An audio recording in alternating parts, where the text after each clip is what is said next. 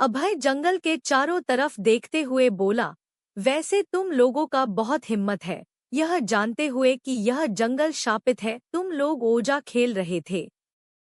मुझे भी लग रहा है कि अभी तुम लोगों को घर जाना चाहिए। यहाँ ज्यादा देर रुकना ठीक नहीं होगा। तब अचानक से बाणी का फोन रिंग हुआ। बाणी ने कॉल उठाया। बाणी, हेलो। बाणी के मम्मी, कब आ रही हो? जल्दी आओ। बाणी, हाँ मम्मी आ ही रही हूँ। बाणी, सॉरी अभय, हम लोग कुछ कर नहीं पाए इस बार। अभय, इट्स ओके। वैसे अहान शायद नाराज है। बाणी, हाँ। प्रीति, टेंशन मत ले, वह ज्यादा देर तक किसी के ऊपर गुस्सा नहीं कर पता, स्पेशली बाणी तुम्हारे ऊपर। बाणी, तो फिर चलो चलते हैं। प्रीति, अरे सॉरी, हम एक साथ नहीं जा सकते घर क्योंकि मेरा एक इम्पोर्टेंट काम है।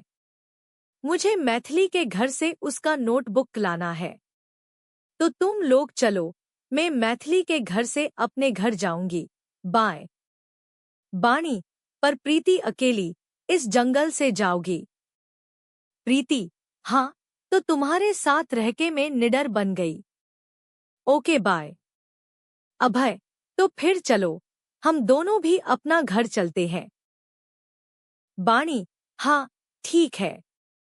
जंगल से जाते वक्त अभय बहुत ही चुप रह रहा था। उसे बात करने के लिए बाणी ने पहले कन्वर्सेशन स्टार्ट किया। बाणी, वैसे अभय तुम अपने घर में किसके साथ रहते हो? मम्मी पापा के साथ? अभय, नहीं अकेला, वह नहीं रहे। बाणी, सॉरी, और तुम्हारा उम्र क्या है? यह सुन अभय बाणी के तरफ देखा और फिर रास्ते के ओर देखते हुए कहा, 400 साल। बाणी, क्या? अभय हंसते हुए कहा, जोकिंग, 18 ईयर। दोनों ऐसे ही जा रहे थे।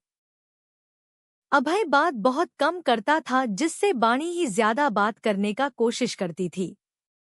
रास्ते में एक गड्ढा था जो बाणी ने देख नहीं पाया और बाणी चलते चलते उस गड्ढे की ओर पैर डाल दिया जिससे बाणी और अभय दोनों एक साथ नीचे गिर गए। दोनों उस गड्ढे में गिर गए जिससे दोनों को बहुत चोट लगा। बाणी, यहाँ कितना अंधेरा है। Abhay, I love black gift basket.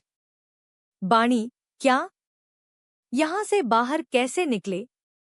अभय, निकल जाएंगे, बस तुम अपना आंख बंद रखो। बाणी, क्या? अभय, बस आंख बंद रखो। बाणी, पर क्यों? अभय, कितना सवाल करती हो तुम? यह कहकर वह खुद बाणी का आंख अपने हाथ से बंद किया। बाणी कुछ समझ नहीं पाई और वह अभय का पैर पे अपना पैर रख उसका कंधा पकड़ के बोली, यह क्या कर रहे हो अभय? क्या हम ऐसे जा सकते हैं ऊपर? पागल हो तुम? मेरा आंख बंद करने से मैं कैसे देखूंगी? अभय कुछ नहीं बोला। बाणी को ऐसा लगा कि बाणी हवा में उड़ रही है। बाणी, क्या हम हवा में उड़ रहे हैं? फिर धीरे से अभय ने अपने हाथ बाणी के आंखों से हटा लिया।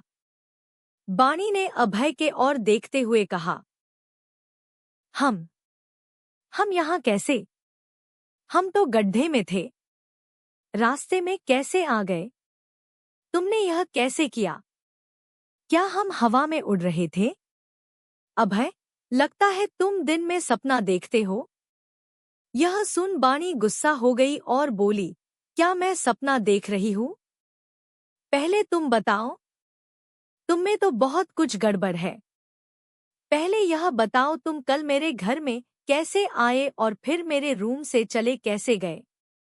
जब मेरे हाथ में राउंडर चुभ गया था और खून निकल रहा था तब कहाँ चले गए थे? तुम्हारे बिहेवियर भी बहुत अजीब है। फिर आज गड्ढे से हम यहाँ कैसे आए? जब मेरा आंख बंद था मुझे लगा कि हम उड़ रहे थे। और तुम्हारा जैकेट और जीन्स ब्लैक कलर का ही क्यों? तुम्हारा कार भी? हाँ, हो सकता है तुम्हारा फेवरेट कलर ब्लैक हो, लेकिन वह फैंग्स और बैट का टैटू क्यों? और तुम इतने हैंडसम और यंग दिखते हो। तुम्हारा आंख भी ब्लू है और तुम मजाक में बता रहे थे कि तुम 400 साल के हो। इसका मतलब कहीं तुम वैम्पायर तो नहीं हो? तुम जरा ही करो तो मुझे तुम्हारा दांत देखना है। यह सुन अभय हंसने लगा। देख लिए मेरा दांत नॉर्मल ही है। हाँ हाँ, वैसे एक बात बताओ, तुम वाम्पन्यर्स और ड्राकुला का मूवीज बहुत देखती हो या पढ़ती हो ना? यह सब रियल में नहीं होते हैं। हाँ हाँ हाँ। बाणी, अच्छा ऐसा बात है तो अभी मैं चेक करती हूँ। मुझे पता है वैम्पायर को सिल्वर का चीजों से बहुत दिक्कत होता है। मेरा लॉकेट सिल्वर का है। एक बार इस सिल्वर के लॉकेट को छू के दिखाओ। ऐसे कहने पे अभय पीछे हट गया। तब बाणी उसके तरफ बढ़ते हुए वह सिल्वर लॉकेट को अभय के हाथ में रख दी, जिससे अभय एक झटके में वह सिल्वर का लॉकेट फेंक दिया और अपनी असली रूप में आ गया। बाणी जो सोच रही थी वह सही था। अभय एक वैम्पायर है। बाणी, अभय तुम तो सच में ही वैम्पायर हो। इससे अभय कुछ नहीं बोला और तेजी से हवा के रफ्तार से दौड़ते हुए वहां से गायब हो गया। यह देख बाणी हक्का बक्का हो गई थी। बाणी घर आने के बाद अपने मम्मी पापा को सच बता दी कि वह उस जंगल में गई थी, जिससे उसके पेरेंट्स उसे नाराज हो गए। बाणी अपने रूम में जाकर अभय के बारे में सोचने लगी। बाणी, अभय के पास सुपरनैचुरल पावर है। अभय एक वैम्पायर है। इसका मतलब अभय खून पिता नवर है। यह सब सोचते सोचते बाणी अपने टेरेस पर आ गई। बाणी टेरेस में खड़ी अभय के बारे में सोच रही थी कि बाणी के पीछे से आवाज आया। जब बाणी पीछे मुड़ी तो बाणी को अभय नजर आया। अभय, हाँ, तुम सही सोच रहे हो, मैं एक वैम्पायर हूँ। मैं इंसानों का खून पिता हूँ। बाणी, वैम्पायर बुरे होते हैं। अभय, नहीं, सारे वैम्पायर बुरे नहीं होते हैं, कुछ अच्छे और कुछ बुरे।